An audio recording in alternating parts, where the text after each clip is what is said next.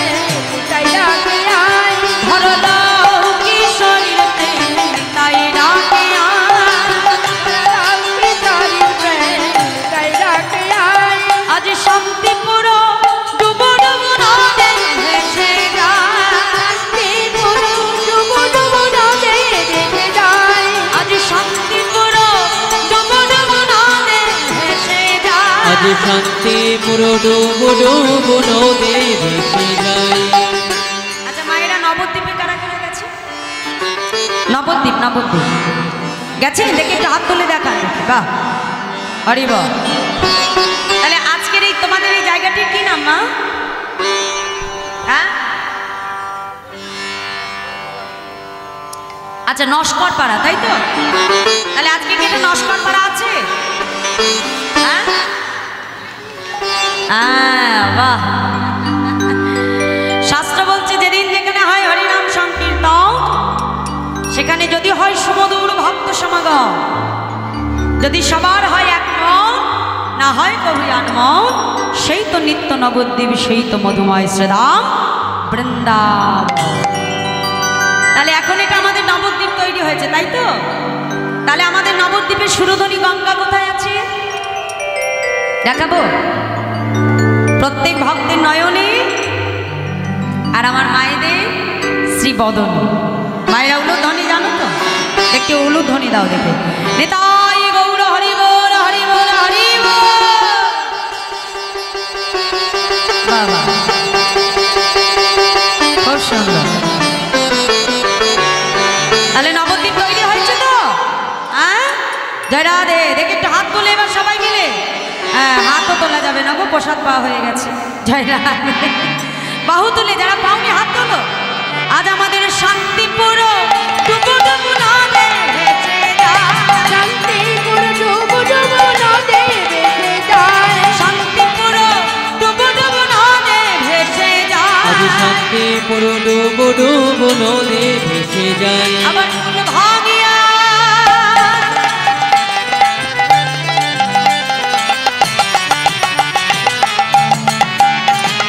ফুল ভাগিয়া ঢেউ আসিয়া লাগলো গোরার গায়। ফুল ভাগিয়া ঢেউ আসিয়া লাগলো গোরার গায়। আজ ফুল ভাঙিয়া ঢেউ আসিয়া লাগলো গোরার গায়ে। ফুল ভাগিয়া ঢেউ আসিয়া লাগলো গোরার গায়। ফুল ভাগিয়া ঢেউ আসিয়া লাগলো গোরার গায়। ধরলো কিশোরীর প্রেম নিতাই ডাকে আয়। হরিবল কিশোরীর প্রেম নিতাই ডাকে আয়।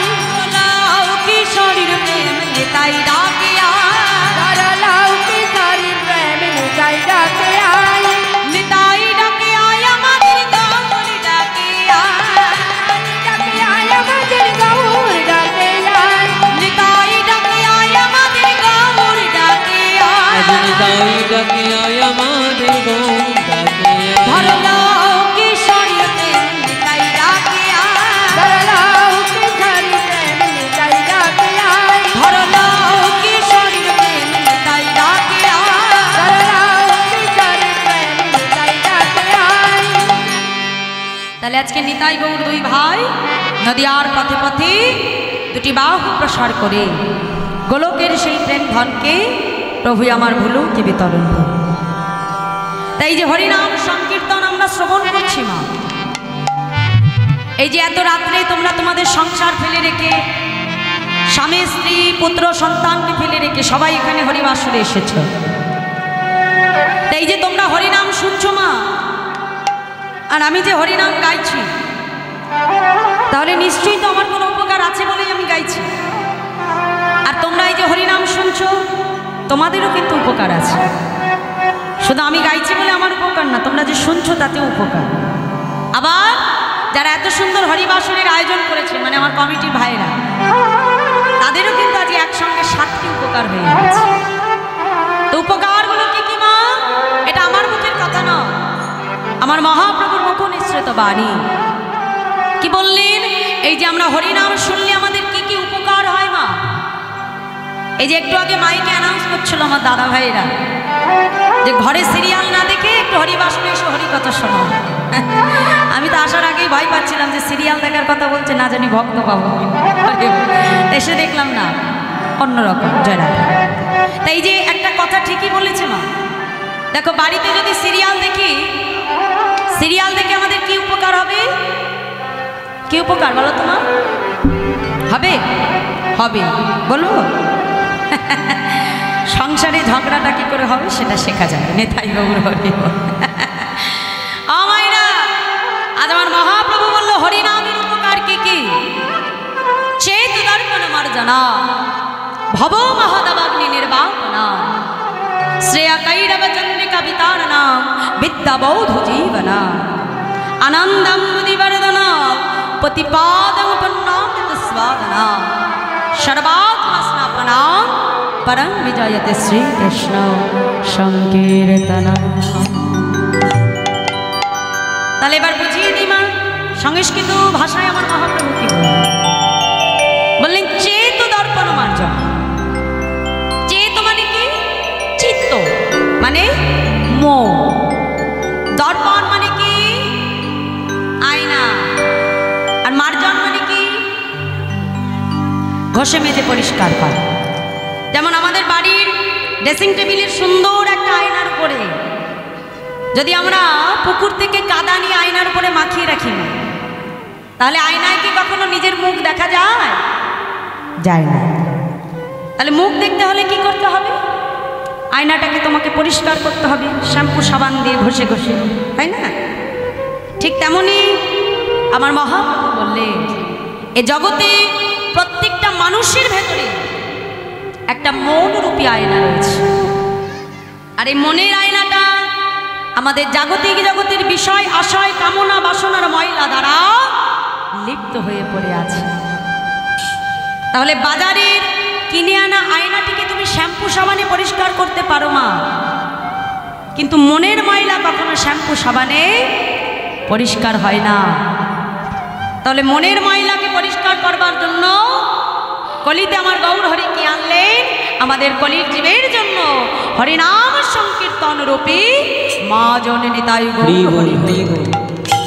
অর্থাৎ এই কলিযুগে জীব যত হরিনাম শ্রবণ করবে, যত ভাগবত কথা শুনবে, যত কৃষ্ণ কথা শুনবে, তত কি হবে? জীবের হৃদয়ের চৈতন্য হবে। আমার কথাটা তোমরা মানো মা। দেখো এই যে ঘরে আজকালকার সবার কাছে আমাদের স্মার্ট মোবাইল রয়েছে, তাই না? তাহলে সে মোবাইলটাকে আমরা বাজে কাজে ব্যবহার না করে প্রত্যেক দিন মোবাইলটিকে নিয়ে যখন সংসারের কাজ করবে মা, তাতে হয়তো কীর্তন নয়তো ভাগবত কথা তুমি চালিয়ে দিয়ে তুমি তোমার ঘরের কাজ করো এবং সেটি শ্রবণ করো। দেখো তুমি নিজেই বুঝতে পারবে যে তোমার মনের কতটা পরিবর্তন হতে শুরু করবে। এটা আমার মুখের কথা না, আমার মহাপ্রভু বলেছে যে হরিনামের এতটাই গুণ। হরিনামের দ্বারা আমাদের মনের ময়লাটা কিন্তু ধীরে ধীরে পরিষ্কার হয়ে যায়। দ্বিতীয় কি বললো? ভব মহাদাবাগ্নি নির্বাপন। হরিনামের দ্বারা বাবা আমাদের সমাজের চারপাশের আগুনকে আমরা লিভিয়ে দিতে পারি। দেখো বর্তমানে আমাদের সমাজের চারপাশে কিন্তু একটা কামনা বাসনার আগুন জ্বলছিল। কে কাকে ঠকিয়ে কত উপরের দিকে উঠবে, প্রত্যেকটা মানুষের ভেতরে তীব্র চাওয়া, বাসনা, কামনা, যার জন্য নিজের ঘরের নিজের পিতামাতাকে হত্যা করে দিতে সন্তান একবারও চিন্তা করছে না, টাকা পয়সা সম্পত্তির লোভে নিজের পিতামাতাকে হত্যা করে নিচ্ছে মা, বিষয় আশয় সম্পত্তির বাসনা। তাহলে কতটা ভয়ঙ্কর পরিস্থিতি আমাদের এখন তৈরি হচ্ছে না। কিন্তু একটা কথা আমাদের সবসময় মাথায় রাখতে হবে, যে জাগতিক জগতের বিষয় এটা কিন্তু আমার চিরদিনের সম্পদ নয়। আজ হয়তো আমি কাউকে ঠকিয়ে কিছুদিনের জন্য হয়তো তার সম্পত্তিটা আমি ভোগ করতে পারলাম না, কিন্তু সারা জীবন সেটাকে বয়ে নিয়ে যেতে কিন্তু আমি পারবো না। আজ আমার কাছে আছে, কাল যখন ভগবান সব থেকে তোমার জীবনের অমূল্য সম্পদ যেদিন কেড়ে নেবে, সব ছেড়ে দিয়ে তোমাকে চলে যেতে হবে। আর যেদিন চলে যাব সঙ্গে একটা কথাই বলবে, বলো হরি হরি বল, বলো হরি হরি বল, জোরসে বলো হরি বল। তাহলে শেষের দিনের সম্পদ কি? টাকা পয়সা, ব্যাংক ব্যালেন্স, ঘর বাড়ি এগুলো আছে, যাবে সঙ্গে দেবে? হাতে যদি একটা সোনার আংটি থাকে না মা, যদি হাত থেকে না খোলে আঙুলটা কেটে নিয়ে আংটিটা বার করে নেবে। হ্যাঁ, এমনই হলো আমাদের সংসারের মানব। জয় রাধে। তাই এই দেহটা কিন্তু বড় দুর্লভ দেহ। নিদেহয়াত্তাম সুলভম সুদুর্লভম প্লাবাংশু কল্পাং গুরু কর্ণধাম। এই যে দেহটাকে নিয়ে সকাল থেকে এত রূপচর্চা করি মা, কত দামি দামি অলংকার, দামি দামি পোশাক যে অঙ্গে চড়াচ্ছি আমরা, এই দেহটা পাওয়ার জন্য আমাদের প্রত্যেকটা জীবকে ৮০ লক্ষ জনই ভ্রমণ করে তবে কিন্তু এই মনুষ্য দেহ পেতে হয়েছে। শাস্ত্র বলছে স্থাবর বিংশতি নবলক্ষানি জলজা ক্রিমিয়া রুদ্র সংখ্যক পক্ষী নাম ১০ লক্ষ কম ৩০ লক্ষ কম পশুমানশ্চ। অর্থাৎ এই পর্যন্ত হলো আমাদের ৮০ লক্ষ জনের, শাস্ত্র বলছে ২৪ লক্ষানি মানব। তারপরে ৪ লক্ষ বার আমাদের মনুষ্যকুল প্রাপ্তি করতে হয়েছে। তাহলে ৮০টা লক্ষ জনই কি বলে দিমা? শাস্ত্র বলল যে স্থাবরবিংশতি মানে ২০ লক্ষ বার আমাদেরকে বৃক্ষকুলে জন্মগ্রহণ করতে হয়েছে।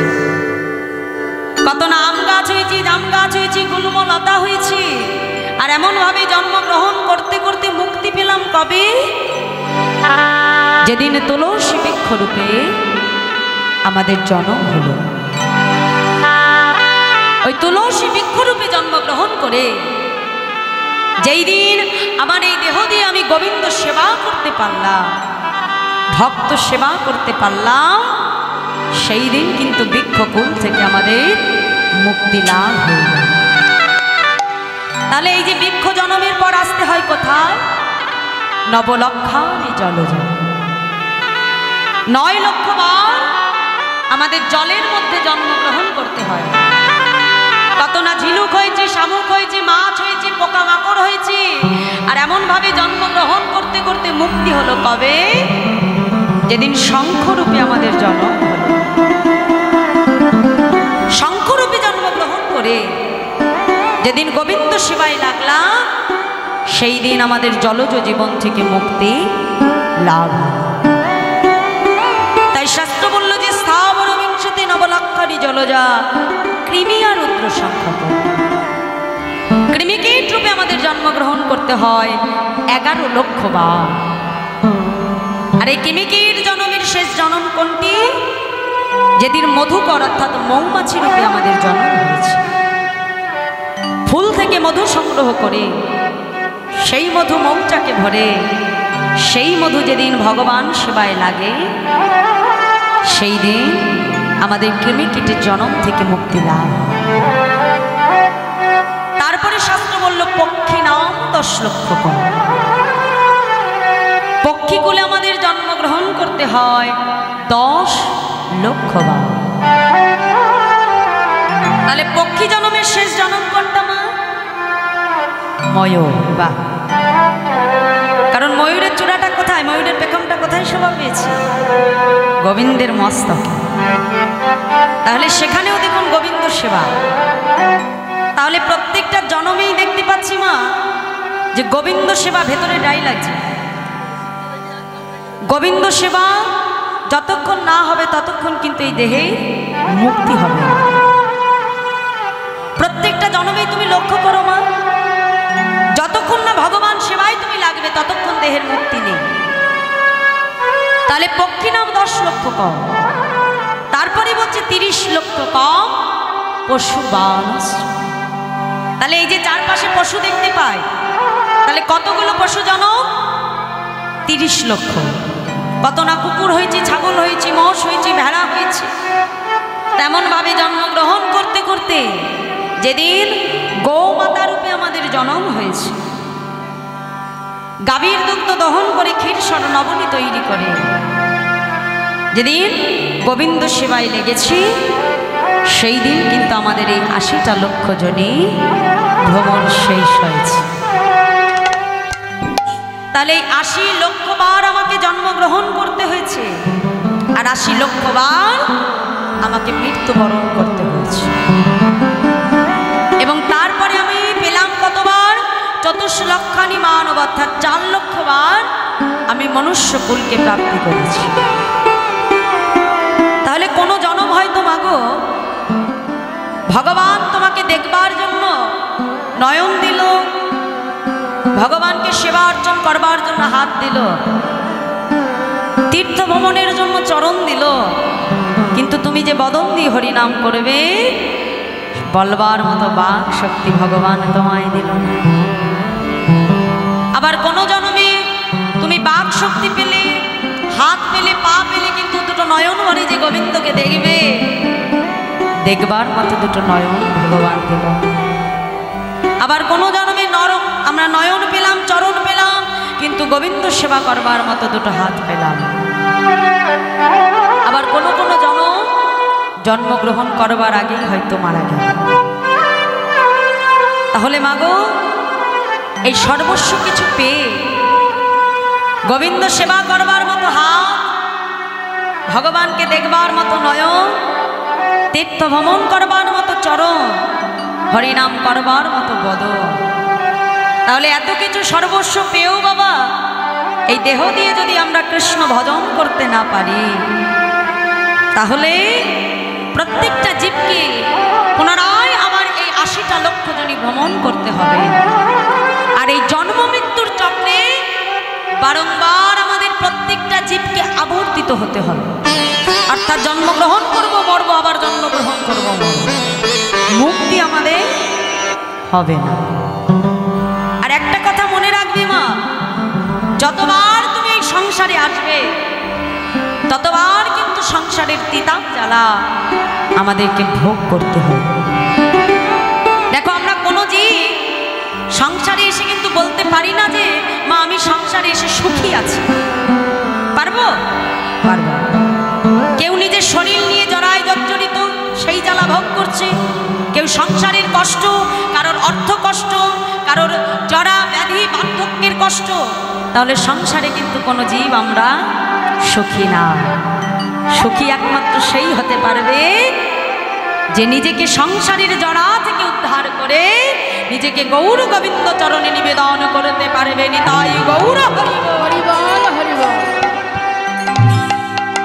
তাই আমাদের মতো হেন কলির জীবকে উদ্ধার করবার জন্য নবদ্বীপ মাঝে অবতীর্ণ হলেন করুণার অবতার আমার দয়াল গৌর হরি। তাই বৈষ্ণব মহাজন আজ পদাবলিতে কলম দিয়ে বলছে, দেখো দেখো আশা ধনে চিন্তামণি আমার বিধি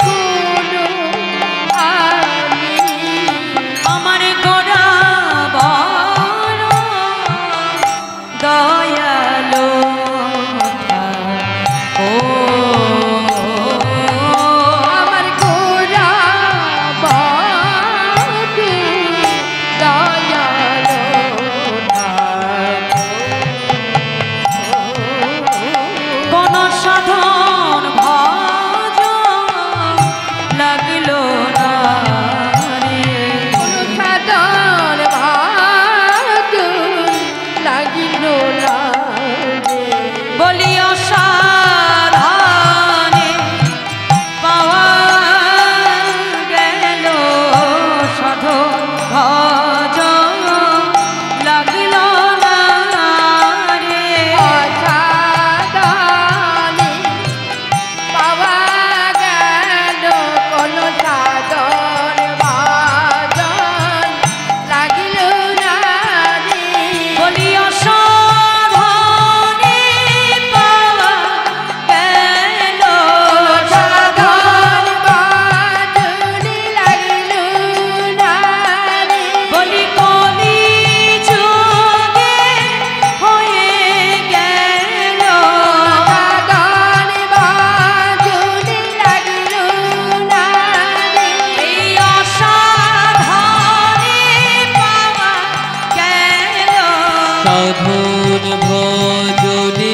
লাগলো না রে কলি যুগে হয়ে গেল অসাধনে পাওয়া গেল কোনো সাধন ভজন লাগলো না রে কলিযুগ হয়ে গেল কলি অসাধনে পাওয়া গেল কলিযুগ হয়ে গেল কোনো সাধন ভজন লাগলো না রে সাধনে পাওয়া গেল সাধন ভজন